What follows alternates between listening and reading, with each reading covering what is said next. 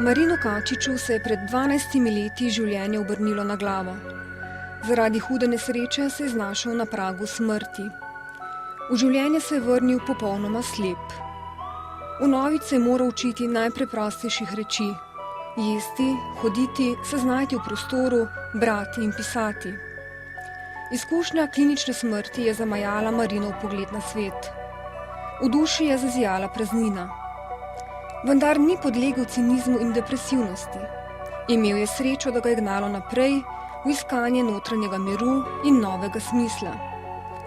Začel je s psihologijo, ki mu ni dala odgovorov, nadaljeval z jogo, postal mojster reikija in zdravitelj, vendar je v novi duhovnosti srečeval predvsem ljudi, ki so se ukvarjali sami s seboj.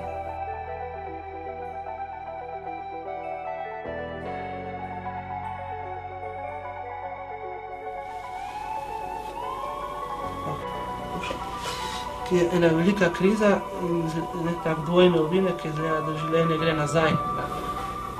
Ga ni več, konc življenja. Tako bi lahko tudi sam svoje življenje nastavil. V neki trenutku je bilo tako hudo nazaj, koren izgleda nazaj. Tako je spoznal, da je treba najprej dozoreti. Le kdor je na sebi preizkusil vse faze osebnega zorenja, bo znal tudi svetovati in pomagati.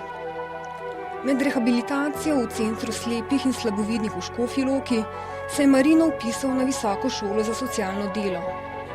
Uspešno jo je končal in za diplomsko nalogo prejel študentsko Prešernovo nagrado.